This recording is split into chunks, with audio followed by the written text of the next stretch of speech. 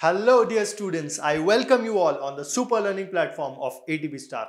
बच्चों, आज अपन यहाँ जमा हुए हैं एक बहुत ही इंटरेस्टिंग बात को कन्वे करने के लिए, एक बहुत ही इंटरेस्टिंग पॉइंट को समझने के लिए, जो कि केमिस्ट्री का एक तरीके से डिफाइनिंग मोमेंट हो सकता है आपकी लाइफ में। बेसिकली हम यहाँ पे क्या करने जा रहे हैं, हम यहाँ पे क्या समझने जा रहे हैं, हम यहाँ पे फिजिकल केमिस्ट्री की अप्रोच या फिर ये कहें कि फिजिकल केमिस्ट्री को हाथ में कैसे लेना है। हमारे लिए सबसे ज्यादा इंपॉर्टेंट ये हो जाता है कि सब्जेक्ट में जो क्वेश्चंस बनते हैं या सब्जेक्ट में जो अप्रोच एग्जामिनर की रहती है उसको किस तरीके से हम डिकोड कर सके और कैसे हम ये समझ सके कि इस पर्टिकुलर टॉपिक जो कि फिजिकल केमिस्ट्री है इसको हम स्टडी कैसे करें। बेसिक प्रॉब्लम वही कोर में आती है कि आप किसी सब्जेक्ट के किस तरीके के क्वेश्चन एक्सपेक्ट करोगे, उसके लिए आपको उस सब्जेक्ट की कोर को समझना बहुत जरूरी है। यहां पे मैं कंटेंट की बात नहीं कर रहा हूं, यहां पे मैं बात कर रहा हूं उस पॉइंट की जिस पॉइंट से अगर आप रूबरू हो गए तो आपको समझ में आ जाएगा कि इस बला को समझना कैसे है। तो यानी कि हम यहां पे डिस्कस करने जा रहे हैं कि फिजिकल केमिस्ट्री को समझें कैसे। It is a guide to understanding physical chemistry, यानी कि हम यहां पर फिजिकल केमिस्ट्री को कैसे हथे लेना है उसके बारे में डिस्कस करने जाएंगे। ठीक है, तो this is for JEE advance 2021 students. जो भी आप देख रहे हैं फटाफट से लाइक सब्सक्राइब शेयर जरूर दबाएं अगर आपको ये सेशन पसंद आए तो। ठीक है, तो आगे बढ़ते हैं। Our topic is cracking physical chemistry advance 2021, understanding the approach towards understanding physical chemistry या स्टडिंग फिजिकल केमिस्ट्री। ठीक है, चलिए कुछ पॉइंट्स की बात करेंगे। पहले कुछ पॉइंट्स की बात करेंगे कि हमें फिजिकल केमिस्ट्री को अप्रोच करते वक्त या फिजिकल केमिस्ट्री को हाथ में लेते वक्त किन बातों का ध्यान रखना है। अगर हम पढ़ाई स्टार्ट करते हैं, कोई भी सब्जेक्ट हो, जब हम पढ़ाई स्टार्ट करते हैं तो हमारा एक बेसिक अप्रोच होता है उसको बेसिक लेवल से पढ़ना और स्टडी करना। ठीक है, बट जैसे कि हम बात करें एडवांस लेवल की तो हमें थोड़ा सा आगे जाना होता है और किन किन बातों का मूलतः ध्यान रखना पड़ता है। ठीक है, उन पे देखेंगे और कुछ क्वेश्चंस के थ्रू भी मैं आपको समझाऊंगा कि जैसे ये क्वेश्चन अगर दिया हुआ है तो उस क्वेश्चन को अप्रोच कैसे करना है। ठीक है, आगे बढ़ते हैं। देखो, सबसे पहले तो फिजिकल केमिस्ट्री में जो एक गलती सभी करते हैं वो ये नहीं करनी है। मैं एडवांस की बात कर रहा हूं तो यहां पे अपने को थोड़ा सा एक अपस्केल जाना होगा। ये चीज समझनी होगी कि किसी भी चीज को क्या फॉर्मूले को, इनफैक्ट फॉर्मूले को भी क्या मैं रट सकता हूं सर? नहीं, आपको फॉर्मूले को मेमोराइज करना है एंड फॉर्मूले को मेमोराइज करने पर पहुंचना है। यानी कि इफ आई टेल यू कि बोहर मॉडल के रेडियस का क्या इक्वेशन है तो उस इक्वेशन में जो भी वेरिएबल्स हैं आपको उनके बारे में आइडिया जरूर होना चाहिए और उनका रिलेशन रेडियस के साथ क्या है। जैसे n और z रिलेटेड है रेडियस से, तो हमें n का यहां पर वैल्यू चेंज करने पर क्या मिलेगा, z का वैल्यू चेंज करने पे जो वैल्यू आएगी उसमें जो ट्रेंड आएगा वो किस तरह चेंज होगा। यानी कि हमें फॉर्मूले की हद तक जाना है। मैं ये नहीं कह रहा हूं कि आपको फॉर्मूला याद नहीं करना है, बट फॉर्मूला याद तभी करना है जब तक उस फॉर्मूले को समझ नहीं जाते, जब तक उस फॉर्मूले को हम अपना रिकॉल नहीं कर लेते दिमाग में। ठीक है, तो कहीं कहीं पे मैथमेटिक्स से डिराइव होकर वो फॉर्मूला बनता है। ठीक है, वहां पे अपन नहीं ज्यादा दिमाग लगाएंगे। जैसे फर्स्ट ऑर्डर काइनेटिक्स का इक्वेशन है तो वहां पे हम उसको समझ नहीं सकते, उसको फिजिकली अप्रीहेंड नहीं कर सकते, तो वहां पे आपको याद करना है। बाकी कोशिश यही रहेगी हमारी सबसे पहली, मगिंग अप फॉर्मूला। ये काम बिल्कुल नहीं करना है। किसी भी फॉर्मूले को याद करने से काम नहीं बनेगा, उसके कॉन्सेप्ट को भी वहां पे समझना पड़ेगा। रटना वैसे भी एक नेगेटिव वर्ड है और एडवांस में तो अपने को रटना बिल्कुल ही नहीं है। एग्जामिनर क्वेश्चंस कहीं से भी पुट अप कर सकता है, ये उसकी हैबिट है। एडवांस में वो कहीं से भी क्वेश्चन बना सकता है, तो आपको क्वेश्चन को सॉल्व करने की टेक्निक कब ज्यादा समझ में आएगी, जब आप उसके फॉर्मूले को समझ जाओगे। ठीक है, अगर आप फॉर्मूले को समझ जाओगे तो फिर आपको कॉन्सेप्ट समझने में भी आसानी रहेगी और ये एक दूसरे से लिंक्ड रहेंगी। आपका कॉन्सेप्ट आपके फॉर्मूले के साथ लिंक्ड रहेगा। लिंक्ड रहने के बाद आपको बेटर अंडरस्टैंडिंग होगी उस टॉपिक की और फिर जो पॉइंट्स फॉलो अप होंगे ये चीजें आपको एक बहुत ही बेटर स्टूडेंट बना देगी किसी भी फिजिकल केमिस्ट्री के numerical as well as theoretical approach को करने में। क्वेश्चन बड़ी आसानी से बन जाएगा अगर आप ये 2-3 बातों का खासा ध्यान रख लेंगे तो। ठीक है, there is no common approach to solve question. हर क्वेश्चन का एक डिफरेंट अप्रोच होता है।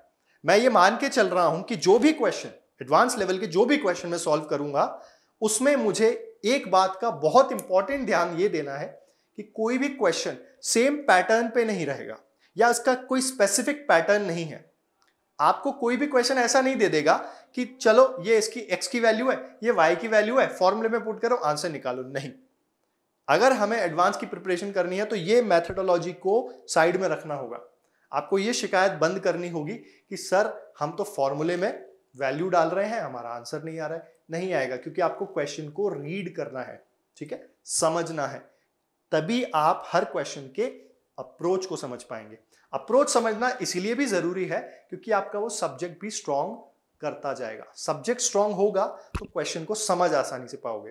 क्वेश्चन को अच्छे से रीड करोगे तो उस क्वेश्चन की मदद से उस टॉपिक को भी अंडरस्टैंडिंग करने में आसानी रहेगी। तो कोई भी क्वेश्चन का कॉमन अप्रोच नहीं मिलेगा, ठीक है। जैसे मेंस में आपको हो सकता है कि एक टाइप के बहुत सारे क्वेश्चन मिल जाए तो आपको उससे एक तरीके का हेल्प मिल जाता है कि हाँ ठीक है, सर ने इस पैटर्न पे क्वेश्चन कराए थे, इस बुक में इस पैटर्न पे ये क्वेश्चन सॉल्व किया हुआ था, तो ठीक है, अगर मैं ये पैटर्न समझ जाऊं तो मेरा जेईई मेंस क्रैक हो जाएगा। लेकिन एडवांस में आप देखोगे कभी भी कोई भी क्वेश्चन कहीं से उठा के पूछ लेता है, ठीक है। आयनिक को रिलेट कर देगा इलेक्ट्रो से, है ना, काइनेटिक्स को रिलेट कर देगा, ठीक है, इक्विलिब्रियम से। तो ये क्या करता है, इंटर रिलेशन कब समझ में आएगा? अगर आपने केमिकल इक्विलिब्रियम की अप्रोच से क्वेश्चन किया होगा तो आपको केमिकल इक्विलिब्रियम की अप्रोच ध्यान में रहेगी और एक क्वेश्चन करते वक्त वो अप्रोच आपके दिमाग में पहले आएगी। तो ये अप्रोच को रटना भी हमको छोड़ना पड़ेगा। हमको हर क्वेश्चन को एक डिफरेंट एंगल से, डिफरेंट नजरिए से, डिफरेंट पर्सपेक्टिव लगाकर देखना पड़ेगा। तो there is no common approach to solve question, चाहे वो कोई सा भी हो। Right from the first question, try to understand the question first, read the question first and then apply your knowledge. Do not apply आपने सामने वाले के कॉपी में, रजिस्टर में या बुक में क्या देखा है। Apply your own will, apply your own knowledge. Right? तीसरा, हम कुछ कॉन्सेप्ट को इसीलिए भी छोड़ देते हैं कि यार ये इसमें से क्या बनाएगा क्वेश्चन, और यही सबसे बड़ी गलती करते हैं हम। एडवांस में आपके बेसिक से बेसिक में से भी वो कुछ पूछ सकता है और हायर लेवल में से भी कुछ भी उठा के पूछ सकता है। तो spectrum of questions, spectrum of concepts काफी वाइड है। यानी कि आपसे क्वेश्चन कहीं से भी, किधर भी, सुबह, रात, दिन, शाम, जो भी आपका पूरा एक वाइड स्पेक्ट्रम है फिजिकल केमिस्ट्री का, उसमें से कहीं से भी वो क्वेश्चन पुट कर देता है। तो हम जब प्रिपरेशन कर रहे होते हैं तो हमारे दिमाग में एक स्ट्रैटेजी ये रहती है कि यार सर इसका इंपॉर्टेंट टॉपिक बता दो, सर इसमें से कौन से क्वेश्चन बतेंगे वो बता दो, सर इस क्वेश्चन का अप्रोच करने का तरीका, जो कि मैं पहले ही डिस्कस कर चुका हूं, कॉमन अप्रोच बिल्कुल भी नहीं है। तो हम क्या करते हैं, कुछ टॉपिक को एवं ही छोड़ देते हैं, वहीं पे रख देते हैं, पटक देते हैं। और ऐसा करने से क्या होता है, हमारी हैबिट भी बिगड़ती है, प्लस जो इंपॉर्टेंट टॉपिक्स, जो हम इंपॉर्टेंट टॉपिक्स के नाम पे जो गेम खेलते हैं, उसमें से हमारे कुछ टॉपिक्स रह जाते हैं जिसमें से बहुत अच्छे क्वेश्चंस बनते हैं। फॉर एग्जाम्पल, मैंने यहाँ पे एग्जाम्पल भी लिया हुआ है कि श्रोडिंगर वेव इक्वेशन को जनरली आप क्या करते हो कि सर ये इंपॉर्टेंट टॉपिक नहीं है चैप्टर का, तो इसको छोड़ देते हैं, जबकि बहुत इंटरेस्टिंग टॉपिक है। एडवांस लेवल पे अगर आप देखें तो काफी इंटरेस्टिंग टॉपिक है, आपको रियल अप्रोच देता है ये एटम के स्ट्रक्चर के बारे में, आपको रियलिटी बताता है कि एटम का स्ट्रक्चर कैसे आया है सामने। ये जो ऑर्बिटल का नॉलेज है, ऑर्बिटल का इंफॉर्मेशन है, जिससे आपने बॉन्डिंग को एक्सप्लेन किया है आगे चल के, तो उसका नॉलेज का सोर्स यही है, तो इसको नहीं छोड़ सकते। तो एग्जामिनर के दिमाग में ये जरूर रहेगा कि this serves as a backbone of this chapter, so I should give the question from this chapter, so don't leave these kind of topics. तो हर टॉपिक को इक्वल इंपॉर्टेंट देना है और concept should be absolutely on tips. ये आपको tips पे रहने चाहिए, है ना। हम छोड़ भी देते हैं, कॉन्सेप्ट टिप्स पे होने चाहिए, ठीक है, फिर हम क्या करते हैं कि अरे यार ये इंपॉर्टेंट नहीं है, इसको छोड़ देते हैं, है ना। कॉन्सेप्ट भी आपके क्या होनी चाहिए, टिप्स पे। यहां पे मैंने इस पॉइंट को क्यों हाईलाइट किया है, इसीलिए कि इस टॉपिक का भी आपको आइडिया रहना चाहिए। छोड़ देते हैं, ये छोड़ दो, ठीक है, आप ऑप्टिकल रोटेशन से जो क्वेश्चन आता है काइनेटिक्स में, छोड़ दो उसको। छोड़ना कुछ भी नहीं है, पढ़ना सब कुछ है, ठीक है। ये बेसिक स्ट्रैटेजीज, अब इस स्ट्रैटेजीज के बेसिस पे देखते हैं कुछ क्वेश्चंस, और उन क्वेश्चंस को हम कैसे हाथ में लेंगे वो हम यहाँ पे, हम क्वेश्चन सॉल्व नहीं करेंगे, यहाँ पे क्वेश्चन सॉल्व करने की अप्रोच आपको डिस्कस करूंगा यहाँ पे। देखो जैसे एक क्वेश्चन है ना, काफी अच्छा क्वेश्चन है, इंटरेस्टिंग क्वेश्चन है, डायग्राम भी दे दिया, लैंग्वेज भी दे दी और 4 ऑप्शन दे दिया, ठीक है। तो ये चारों ऑप्शन में से एक से ज्यादा ऑप्शन भी करेक्ट हो सकते हैं। तो देखो यहाँ पे अपने को क्या दिया हुआ है, इंसुलेटेड कंटेनर दिए हुए हैं ना, यहाँ पे लिखा हुआ है थर्मल इंसुलेशन। तो इंसुलेटेड कंटेनर्स अगर दिए हुए हैं, पी एक्सटर्नल यहाँ पे लिखा हुआ है, तो दिमाग में सीधी चीज क्या आती है कि जब एक्सटर्नल प्रेशर 0 है तो आपका वर्क डन कितना हो गया, 0, ठीक है। दूसरा, थर्मली इंसुलेटेड यहां लिखा हुआ है, सर थर्मली इंसुलेटेड का मतलब Q इक्वल टू 0, ये दोनों चीजें 0 होते ही आपका डेल्टा U 0, डेल्टा U 0, ठीक है। तो आप क्या बोलोगे कि इंटरनल एनर्जी नहीं चेंज हुई, दैट इज आइसोथर्मल, यानी टेम्परेचर क्या रहा प्रोसेस के दौरान, कांस्टेंट रहा, तो आपका T2 इक्वल टू T1 आ गया। तो एक ऑप्शन यहां से आपका डायरेक्ट क्वेश्चन की लैंग्वेज भी नहीं पड़ी, डायग्राम देख के मुझे समझ में आ गया। इस तरीके से हमें कॉन्सेप्ट जब समझोगे, जब आपको ये समझ में आएगा कि P एक्सटर्नल जीरो मतलब आपके ऊपर एटमॉस्फेयर या कोई एक्सटर्नल गैस प्रेशर लगा ही नहीं रही है, तो जो अंदर गैस है, जो अंदर gas P1 V1 T1 state variables पर है और P2 V2 T2 state variables पर है, तो उसको वर्क करने के लिए बाहर से कुछ तो चाहिए दबाव, बाहर से कुछ उसको फोर्स लगाएगा, तभी तो वो वर्क करेगा एक्सपैंड होने में।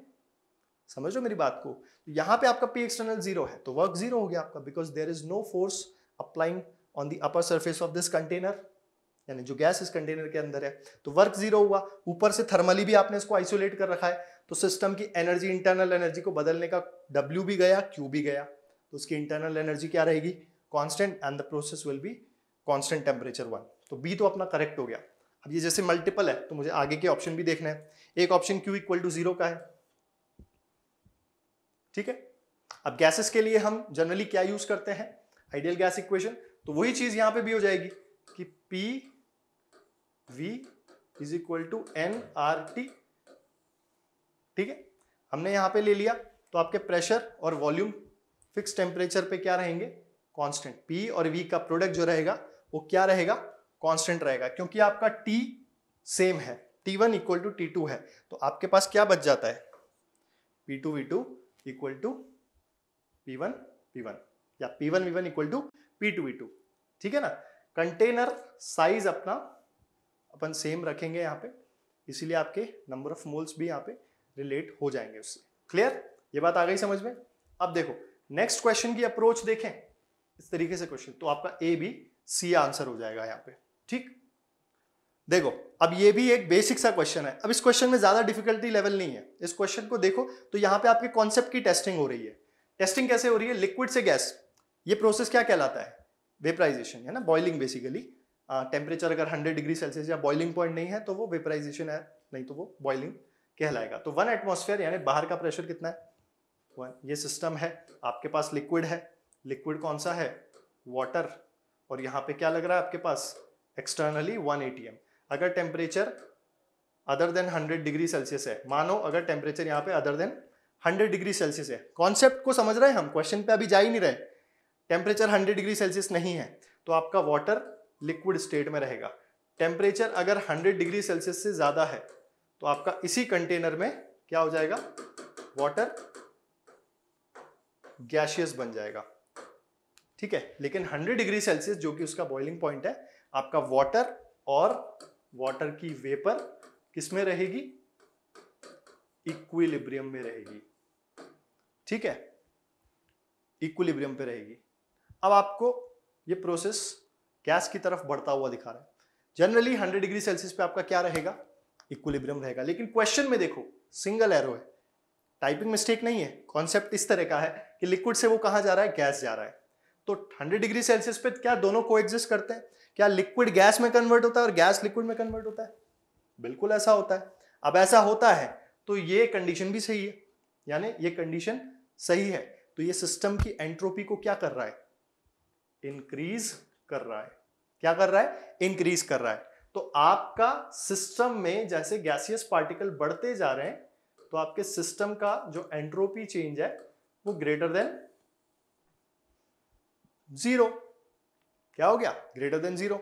अप्रोच समझो क्वेश्चन की, हमें बहुत इजी क्वेश्चन दे रखा है, but at the same time ये जो 100 डिग्री सेल्सियस और ये जो रिवर्सिबिलिटी की जगह इरिवर्सिबिलिटी दे दिया है, यही इस क्वेश्चन का कैच है। तो हमें इस कैच को पकड़ना है कि ये कैसे हम डिकोड कर पा रहे हैं। ये कब डिकोड कर पाओगे, जब आप रिवर्सिबिलिटी को समझोगे कि रिवर्सिबिलिटी केमिकल रिएक्शन में कैसे आती है। कोई भी रिएक्शन रिवर्सिबल कब होती है, जब उसका reactant product and product to reactant equal rate से ट्रांसफर हो रहे हो, यानी इक्वल रेट से फॉर्म और डिस्ट्रॉय हो रहे हो। ये कंडीशन वाटर के वेपर में और वेपर के आपके वापस लिक्विड स्टेट में जाने का इक्विलिब्रियम पॉइंट है।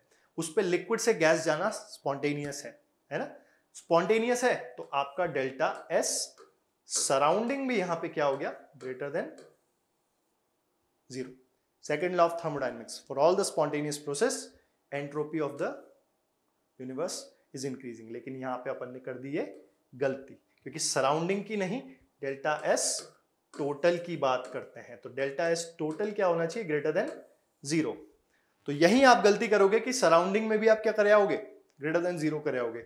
गलती क्या पकड़ी अपन ने, सिस्टम का डेल्टा एस तो पॉजिटिव आ रहा है, लेकिन total entropy change greater than 0 होता है in the case of spontaneous process. तो व्हाट आई विल से कि delta S of system plus delta S of surrounding greater than 0 होगा, और अगर ये पॉजिटिव है तो ये नेगेटिव हो गया, है ना। यानी कि अगर delta S plus delta S surrounding greater than 0 है, ठीक है, तो आप देखोगे यहां पे आपका डेल्टा एस सिस्टम क्या होना चाहिए, greater than 0, and delta S surrounding less than 0। तो आपका क्या हो जाएगा, बी ऑप्शन हो जाएगा। ठीक, इस तरीके से हम क्वेश्चन को अप्रोच कर सकते हैं। अब ये तीसरा क्वेश्चन बड़ा इंटरेस्टिंग है, इसने आयनिक और इलेक्ट्रो को साथ में जोड़ दिया है। मैं इसकी अप्रोच आपको बताता हूं डायरेक्टली कैसे करना है। HX है इस क्वेश्चन पे, हम बड़े कैसे, हमको HX और उसकी कंसंट्रेशन दिखी, लेकिन सवाल किसका है, मोलर कंडक्टिविटी का। तो ये कौन से चैप्टर का क्वेश्चन हुआ, क्या ये आयनिक इक्विलिब्रियम का क्वेश्चन हुआ, नहीं सर। क्या ये इलेक्ट्रोकेमिस्ट्री का क्वेश्चन हुआ, हाँ सर, नहीं, आयनिक का हुआ। तो ऐसे मिक्स्ड करके आपको कॉन्सेप्ट वो सामने रख देगा और आपको बोलेगा कि आंसर बताओ उसका। क्या बोलता है, मोलर कंडक्टेंस 10 टाइम्स स्मॉलर है किसी वीक एसिड HX की, किसके कंपैरिजन में, HY। अगर उनके आयंस की X माइनस और Y माइनस, उनके कॉन्जुगेट बेस आयंस जो हैं, उनकी मोलर कंडक्टिविटी लिमिटिंग वाली सेम है, तो बताइए कि उनके पीके का डिफरेंस क्या रहेगा अगर अल्फा बहुत बहुत बहुत स्मॉल है। तो यहां पे मुझे एक चीज समझ में आई कि मुझे अगर अल्फा को, बेसिकली यहां पे अल्फा दे रखा है डिग्री ऑफ डिसोसिएशन, और यहां पे कंसंट्रेशन दे रखी है, तो के से मैं पीके निकाल सकता हूं। क्या अप्रोच पकड़ी कि अल्फा और कंसंट्रेशंस का कुछ हमको लिंक दिया हुआ है, तो मैं यहां से के निकाल सकता हूं, और के निकाल सकता हूं तो पीके निकाल सकता हूं।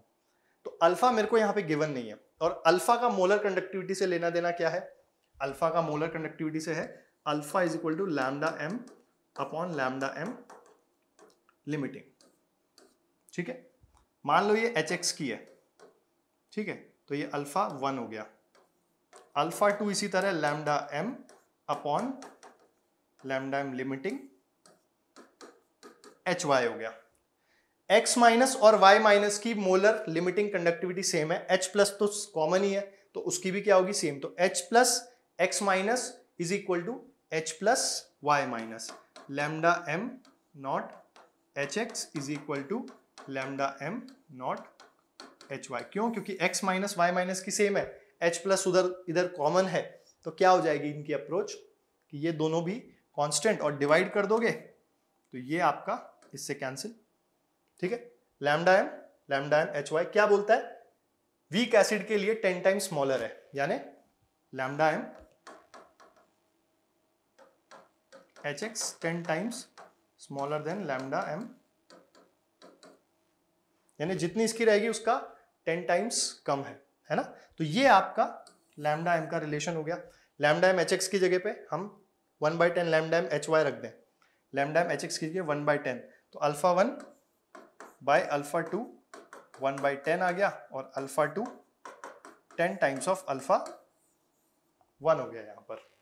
अब देखना, अल्फा आ गया मेरे पास, मैं क्या बोल सकता हूं, KA1 is equal to C1 alpha 1 square, KA2 is equal to C2 alpha 2 square. दोनों को डिवाइड मारो, C1 गिवन है, C2 गिवन है, अल्फा 1 और अल्फा 2 का रेशियो गिवन है, ये चारों गिवन है, तो मुझे इसकी वैल्यू निकल के आ सकती है। मुझे करना कुछ नहीं है, minus log of K1 by KA2 is equal to minus log alpha 1 by alpha 2 10 times alpha 1 है। तो देखो यहाँ पे क्या हुआ, मैं आपको क्वेश्चन नहीं करा रहा हूं, मैं आपको क्वेश्चन को मूव कैसे करना है वो बता रहा हूं। C1 alpha 1 square upon C2 alpha 2 square. तो अपने को अल्फा 2 अल्फा 1 का रेशियो मालूम है, पुट करेंगे यहाँ पे, C1 पता है, C2 पता है, माइनस लॉग ऑफ K1 क्या हो जाएगा, PK1 है ना, सॉरी इसको अपन माइनस ले लेंगे तो minus log PK1 plus minus PK2, मतलब बेसिकली आपका यहाँ पे ये PK1 PK2 के बीच में रिलेशन आ जाएगा और आपको सीधा सीधा उसकी वैल्यू यहाँ पे मिल जाएगी। ठीक है, एक तो ये तरीका है। दूसरा ये है कि K1 इक्वल टू आपका KA1 equal to C1 alpha 1 square है, अगर KA1 C1 अल्फा 1 स्क्वायर है तो दोनों तरफ नेगेटिव लॉग ले लो, तो ये क्या हो जाएगा, PKA1 is equal to minus log of C1 alpha 1 square. यहां से आपका प्लस आएगा, तो एक गलती मैंने आपको ये करके बताई है यहाँ पे, ताकि आपको रियलाइज हो कि ऐसे नहीं जाना है, इनको सेपरेटली जाना है। और ये करा क्यों, ताकि आपको ये लगे कि आपको ट्राई जरूर करना है। एक और चीज, आपको हर क्वेश्चन को समय जरूर देना है, ट्राई जरूर करना है। हो सकता है आपकी अप्रोच गलत हो तो आपका आंसर गलत आएगा, है ना, तो इसीलिए तो प्रैक्टिस मांगते हैं कि एग्जामिनेशन में गलती ना हो। यहां पे आप ये करोगे तो minus log of K1 by K2, तो minus log of K1 plus minus log of K2, तो PK1 प्लस PK2 आएगा। यहाँ पे हमें PK1 माइनस PK2 चाहिए, है ना, समझ रहे हो। तो हमें करके देखना पड़ेगा, गलती होगी, गलती को रेक्टिफाई करना पड़ेगा, तब जाके आपका आंसर करेक्ट आएगा। ठीक है, तो इस तरीके से हमें इन टाइप के क्वेश्चन को अप्रोच करना है। ठीक है, वंस अगेन इसका टाइप अलग है, इस चैप्टर में से और कोई क्वेश्चन पूछ सकता है जिसका टाइप अलग हो। ठीक, आंसर इसका 3 आ जाएगा। अब ये जो है ये थ्योरेटिकल क्वेश्चन है बट इंपॉर्टेंट है ना। फर्स्ट ऑर्डर रिएक्शन आगे लिख रखा है 2, तो पहले बात ये कैसी रिएक्शन है, कॉम्प्लेक्स रिएक्शन है। The concentration of the reactant decrease exponentially with time. First order के लिए हमें कंसंट्रेशन का क्या रिलेशन दे रखा होता है, AT is equal to A0 e की पावर माइनस KT। ठीक है, तो एक्सपोनेंशियली चेंज हो रही है लेकिन डिक्रीज हो रही है। शुरुआत में t इक्वल टू 0 पे A0, किसी भी t टाइम पे एक्सपोनेंशियली डिक्रीज हो रही है, तो पहला point correct. Second, the half life of the reaction decreases with increase in temperature. कोई भी रिएक्शन हो, टेम्परेचर बढ़ाते ही, अरीनियस का इक्वेशन जस्टिफाई करता है, टेम्परेचर बढ़ाओगे ये वैल्यू बढ़ेगी, K बढ़ेगा, K बढ़ेगा, रेट बढ़ेगा। किसी भी रिएक्शन के लिए R equal to K A की पावर फर्स्ट ऑर्डर के लिए, तो K बड़ा होगा तो रेट बड़ा होगा, है ना। ये आप समझो कि K को हम स्पेसिफिक रेट भी कहते हैं, यानी कि किसी स्पेसिफिक कंसंट्रेशन पे रेट डायरेक्टली प्रोपोर्शनल हो जाएगा रेट कांस्टेंट के। जिसका रेट कांस्टेंट ज्यादा उसका रेट भी ज्यादा। तो हमको ध्यान देना है सभी कॉन्सेप्ट पे। मैं एक भी कॉन्सेप्ट को बीच में नहीं छोड़ सकता, मुझे हर कॉन्सेप्ट को इक्वली इंपॉर्टेंस देना पड़ेगा, क्योंकि उसमें से कहीं से भी कोई क्वेश्चन उठा के पूछ सकता है। जैसे कंसंट्रेशन वर्सेस टाइम का रिलेशन पूछ लिया, हाफ लाइफ वर्सेस टेम्परेचर का पूछ लिया, तो ये भी करेक्ट है। अब यहां पे बच्चे गलती करते हैं इसको पढ़ने में, तो क्वेश्चन को अच्छे से पढ़ना, यहां पे आप टेम्परेचर पढ़ना, टाइम नहीं पढ़ना, क्योंकि अगला ऑप्शन कंसंट्रेशन पे दे रखा है और हाफ लाइफ का ही है। The half life of the reaction depends on the initial concentration of the reactant. बिल्कुल भी नहीं, टी हाफ जो होता है फर्स्ट ऑर्डर के लिए 0.693 बाई K। अब जैसे ये अपना अप्रोच वाला लास्ट क्वेश्चन है, तो हमें दिखा कि यहाँ पे एक ही फॉर्मूला है ना, यानी कि जरूरी नहीं है आपको हमेशा क्वेश्चन को कॉन्सेप्ट से समझना है, कभी कभी कुछ फॉर्मूलेज याद भी रखने चाहिए, but most of the time अपने को फॉर्मूलेज को कॉन्सेप्ट से रिलेट करके देखना होगा। तो ये क्या हो गया अपना, गलत हो गया, क्योंकि ये कांस्टेंट होता है, तभी तो सही होगा ये क्वेश्चन। ये क्वेश्चन कब सही होगा आपका, जब आपको पता होगा कि यहाँ पे कंसंट्रेशन डिपेंडेबिलिटी नहीं है। देखो, reaction proceeds to approx 99.6% completion. अब यहाँ पे आप अपना समय बचा सकते हो कि इनिशियल अगर 100 है तो बचेगी कितनी, 2 की power 8, and this will be equal to 256। पहले मैंने डिवाइड बाय 2 किया, एक हाफ लाइफ, फिर किया एक हाफ लाइफ, दूसरी हाफ लाइफ, फिर 2 से डिवाइड किया तीसरी हाफ लाइफ। और ये पता कैसे पड़ा कि हाफ लाइफ इनिशियल पे डिपेंड नहीं कर रही है, यहां से। तो कॉन्सेप्ट और फॉर्मूला एक दूसरे के साथ क्या हो गए, लिंक हो गए। इस तरीके के क्वेश्चन जनरली आपसे फिजिकल केमिस्ट्री में पूछा जाएगा, और हमने जो अभी 3 पॉइंट्स वाली अप्रोच देखी, 4 पॉइंट्स वाली, उनको फोकस करोगे तो आपको ये सारे क्वेश्चन समझ में आएंगे कि हर क्वेश्चन कॉन्सेप्ट से कहीं ना कहीं रिलेटेड है। ठीक है, तो यहां पे आपका क्या बोल रहा है, हाफ करते गए उसी को, पहले 100 था फिर 100/2 50 हुआ, तो 50 के लिए भी अपन सेम ही मान रहे हैं कि आपके इनिशियल पे डिपेंडेंसी उसकी नहीं है। ये आपका 0.4 हो जाएगा, यानी आपका बचेगा कितना 0.4, तो रिएक्ट कितना किया 99.6, तो ये अपना करेक्ट हो जाएगा। तो आपका आंसर ए, बी और डी हो गया। ठीक है, अब जो प्रॉब्लम्स हमने देखी, हर प्रॉब्लम के अंदर एक चीज कॉमन थी कि कॉन्सेप्ट और क्वेश्चंस, कॉन्सेप्ट और फॉर्मूलाज, कॉन्सेप्ट और numerical were intermixed and interrelated. You can not say that this question had only theory, this question had numerical, every question had some sort of concept which you should take care of। Her concept को equally अच्छे से important रख के, important मान के पढ़ना है। कुछ और बातें, practising large number of question. अब आपको क्वेश्चन को करना कैसे है ये समझ में आ गया, concept, question, take some examples also, do that and try to do as many questions as you can. अगर कोई सिंपल क्वेश्चन भी आता है तो उसको ये मत सोचो सर ये एडवांस लेवल का क्वेश्चन है क्या, कभी कभी सिंपल भी पूछ लेता है, लेकिन वो सिंपल ऐसा होता है ट्रिकी, है ना, ट्रिक नहीं ट्रिकी। आपके कॉन्सेप्ट में घुस के वो क्वेश्चन सॉल्व होगा, आपका कॉन्सेप्ट क्लियर होगा तभी वो क्वेश्चन सॉल्व होगा। तो large number of numerical questions को जरूर वेटेज दें, फिजिकल केमिस्ट्री को करना है तो। And I understand if you are going for advanced, है ना, तो आपका फिजिक्स और मैथमेटिक्स वाला पार्ट भी अच्छे से आप कर रहे होंगे, तो आपको न्यूमेरिकल केमिस्ट्री में यहां पर ज्यादा फोकस करना है, यानी केमिस्ट्री में न्यूमेरिकल आपका फिजिकल केमिस्ट्री से बनेगा। And I am very very sure जो आपके इंटीजर वाले क्वेश्चंस होते हैं उसमें न्यूमेरिकल क्वेश्चन तो आता फिजिकल से ही है ना। तो आपको large number of numerical questions को ज्यादा वेटेज देना है। ठीक, many students rely on tricks, it's a dangerous word and it's a जयराम जी की, हिंदी में कहते हैं जयराम जी की। तो वी हैव टू डू जयराम जी की टू दिस क्वेश्चन, इस कॉन्सेप्ट पे, यानी कि ट्रिक्स पे अपने को रिलाय नहीं रहना है। बहुत डेंजरस वर्ड है और इससे दूर रहना है ना। ट्रिक्स पे हमको फोकस नहीं करना है, ट्रिक्स बहुत खराब चीज होती है, ट्रिक्स आपकी कैपेबिलिटी को लेट डाउन कर देती है। Never rely completely on it. Sometimes you can, जैसे आर की वैल्यू है ना, आर की वैल्यू तो 1/r की वैल्यू हमको याद रखनी है। जैसे अपन बोलते हैं 1/r को हम डायरेक्ट 912 एंगस्ट्रॉम लिख सकते हैं, तो ये काम की वैल्यू है। क्यों है, क्योंकि रिडबर्ग फॉर्मूला में हम जो यूज करते हैं 1/λ = rz² × 1/n1² - 1/n2²। अब जैसे ये फॉर्मूला याद रखना है ना, तो आपको 1/r वहां पे पता होना चाहिए क्योंकि लैम्डा वहां से निकलेगा। ठीक है, समझ में आ रही बात। तो ये चीजें ट्रिक्स पे we do not have to rely completely. Sir ने हमें 10 ट्रिकें बता दी, क्या सर वो काम की है, बिल्कुल भी नहीं है। ट्रिक तब तक यूजफुल है जब तक उस ट्रिक का कॉन्सेप्ट आपको क्लियर है, और कॉन्सेप्ट इसका प्रीरिक्विजिट पहले बोल ही चुका हूं मैं कि कॉन्सेप्ट आपको टिप्स पे होने चाहिए। कॉन्सेप्ट आपके अच्छे हैं, बढ़िया है, तो आप ट्रिक्स पे रिलाई कर सकते हो। ठीक है, और आपको अगर इसी तरह कोई स्ट्रक्चर्ड कोर्स या बोलें कि एक स्ट्रक्चर्ड तरीका, हमारी स्ट्रक्चर्ड प्रिपरेशन हमको मिल जाए कहीं से तो मजा आ जाए। ठीक है, उसके लिए आप एडीबी स्टार का आरसीसी कोर्स जो है उसका लिंक हम डिस्क्रिप्शन में आपको दे देंगे, आप वहां पे उससे अपनी प्रैक्टिस को और इनहैंस कर सकते हैं अगर आपको सही लगता है तो। ठीक है, I am not forcing you to do that, but you can surely make your preparation go a boost. तो ट्रिक्स पे अपने को फोकस बिल्कुल भी नहीं करना है। ट्रिक्स ऐसी चीजें हैं जो ले डूबती हैं, है ना। ट्रिक्स ऐसी चीज है जो आपको, आपकी कैपेबिलिटी, आपके पोटेंशियल को लेट डाउन कर देती है।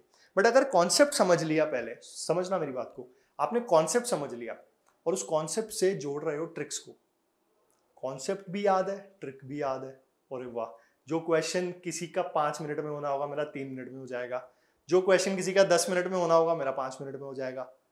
और मेरा सब्जेक्ट बना जो बना, क्योंकि एक बार आप कॉलेज जाओगे तो आपको पढ़ाई करने का लेवल अपना अपग्रेड करना पड़ेगा, है ना।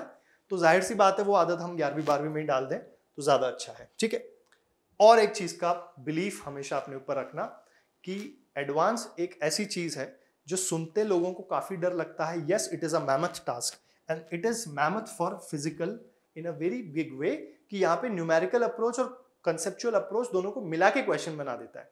तो मैमथ टास्क है, लेकिन मैमथ टास्क के लिए हमें प्रैक्टिस की चाबी को साथ में लेके चलना है। प्रैक्टिस जितनी ज्यादा करोगे चीजों की, ये सिर्फ यहाँ की बात नहीं है, हर जगह की बात है कि प्रैक्टिस एक बहुत अच्छा टूल होता है किसी भी चीज को डीपली समझने का। तो practising questions and practising your concept, practising question along with your concept, and always believing that I have the potential to crack this mammoth task. It's a mammoth task to study. Yes, it is. But उसी को बहुत simple किया जाता है preparation से. हर चीज़ की preparation होती है, हर चीज़ का एक स्ट्रक्चर होता है, हर चीज़ के कुछ पॉइंट्स होते हैं जो टीचर्स को पता होते हैं, टीचर्स से स्टूडेंट्स इसलिए पढ़ते हैं. तो ये मैमथ टास्क ज़रूर है, बट इसको क्रैक करना मैमथ टास्क नहीं है. It can be easily done with a sure shot brilliance and sure shot practice. ठीक है, तो करना है अपने को, अच्छे से करना है, बढ़िया करना है. ठीक है, and I know you will crack your IIT and you will crack your JEE advance exam this year following simple basic tips, not tricks, to understand physical chemistry. And physical chemistry is a very lovely topic, very beautiful topic. Once you get into the details of the topic, you will love it, right? तो बच्चों, मैं आपसे विदा लेता हूँ. बस मुझे आपसे इतनी बात करनी थी. And I hope and I know very well in my heart that you will do your best performance in your upcoming exams. All the very best to you. Team ATP is alongside you and will do whatever we can. चलिए, मिलते हैं बच्चों आगे.